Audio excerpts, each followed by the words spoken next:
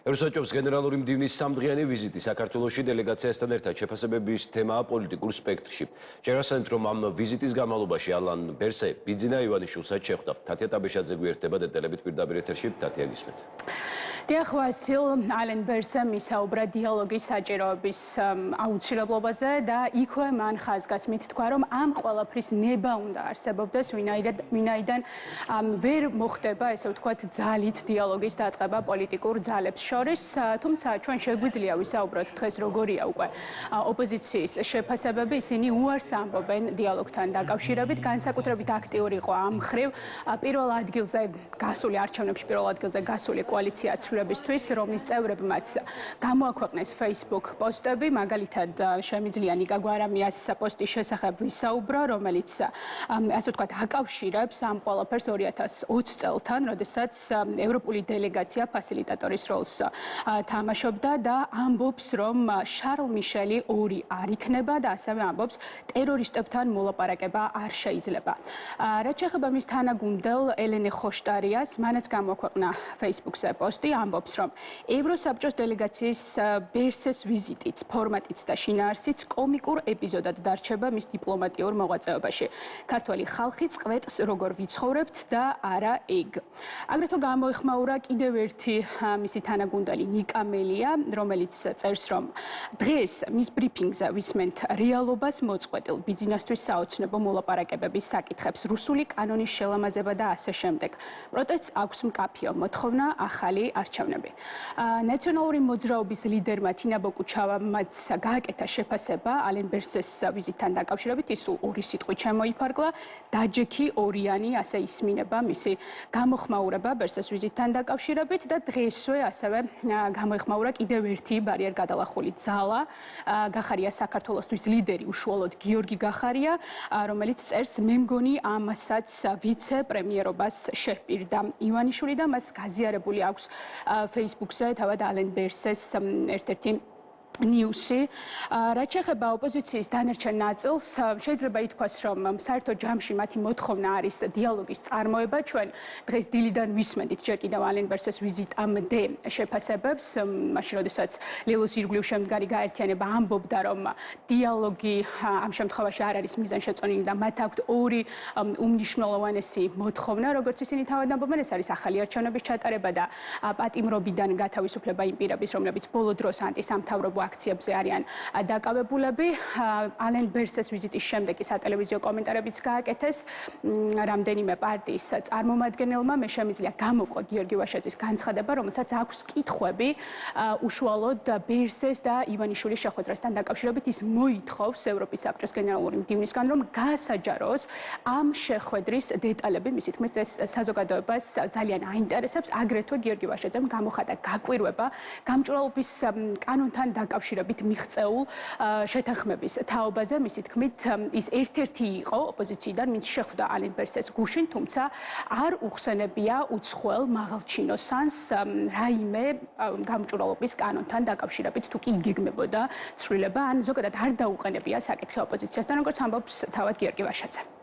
ერთადერთი დიალოგი, რომელიც იქნება ხელისუფლებასთან, იქნება ხოლმე ახალ არჩევნებში, სხვა არანაირი დიალოგი მათ შორის არანაირ კანონმდებლობებზე ამ ქვეყანაში არ მოხდება და ამაში არ ჩაერთვება არც ერთი პოლიტიკური ჯგუფის შემიანს გარანტიას. დასავლურ ლაპარაკოს გენერალურმა მდივანმა ევროსაბჭოსი ან ისინი სხვა რომელიმე ევროპელმა ბიუროკრატია. ჩართულობა უნდა იყოს ორ რამეში, ერთი არის დაუყოვნებლივ განთავისუფლება ყველა პოლიტიკური პატიმრის, ხაზს უსვავს სისხლის სამართლით უკანონოდ დაკავებული პატრიოტების, მათ შორის და მეორე ახალი არჩევნები და მისი პირობები, რა პირობებში ჩატარდება ახალი არჩევნები. სხვა არაფერი განსახილველი ივანიშვილის მილევად რეჟიმთან, რომელიც სანქცირებულ რეჟიმთან ჩვენ საერთოდ არ გვაქვს და არ გაგვაჩნია. ეს მკაფიო პასუხი მან მიიღო უშუალო შეხვედრაზე. მე ამიტომ მივედი ამ შეხვედრაზე, რომ მე არ ეთქვა, რომ თქვათ ოპოზიციასთან არ მქონდა შეხვედრა და არ ვიცოდი ეს პოზიცია. რაც შეეხება მის მიერ გაჟღერებულ პოზიციებს, იქნება ეს რუსული კანონი თუ სხვა საკითხები, სამწუხაროდ ამ ადამიანს ამ შეხვედრაზე არც კი უხსენებია ეს თემები და უცებ ასე საჯარო სივრციდან გავიგეთ ჩვენ ამ თემებთან დაკავშირებით. აქ არ დგას საკითხი რუსულ კანონზე, აქ დგას საკითხი ძალაუფლების მიტაცებაზე, არაადამიანურ მოპყრობაზე, რომელსაც ჭირდება მკაცრი რეაგირება. მან ვერ აუარა საკითხი იმას, რომ წამების კომიტეტს მოუწევს დამატებით საქართველოში ჩამოსვლა იმისთვის, რომ წამების ეს ფაქტები შეისწავლოს.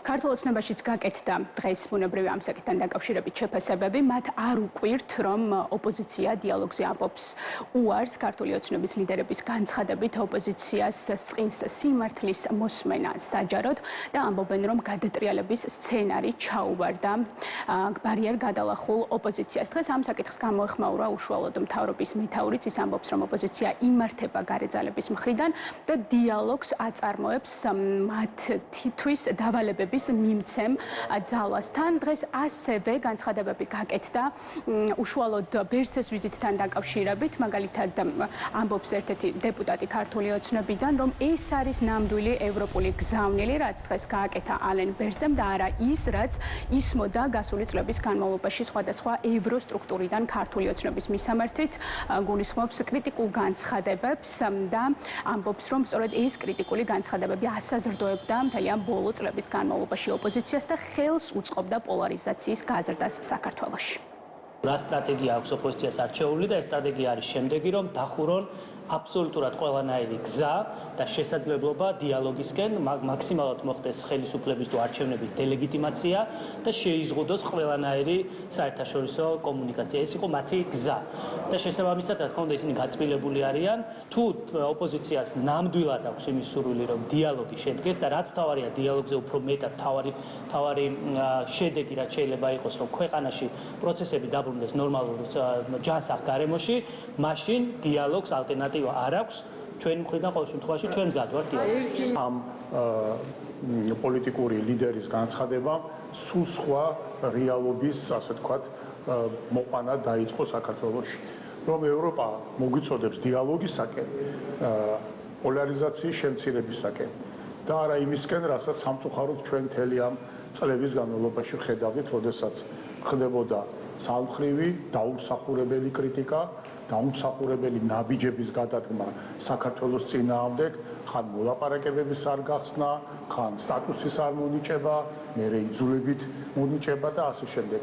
მუდმივი წახალისება ოპოზიციისა, მუდმივი ჩარევა ქვეყნის პოლიტიკურ ცხოვრებაში, საარჩევნო კამპანიაში უცხოეთის მხრიდან თან მუდმივი, ასე ვთქვათ, ნარატივის გატარება იმისა, რომ ხელისუფლება არის პრორუსული, აი ეს დამოკიდებულება სწორედ ყვებავდა პოლარიზაციის ზრდას ჩვენ ქვეყანაში. რა თქმა უნდა, ზოგადად დიალოგი არის მნიშვნელოვანი, მაგრამ ჩვენი ოპოზიცია, ეს 4 რადიკალური პარტია არის სინამდვილეში მეორადი ძალები.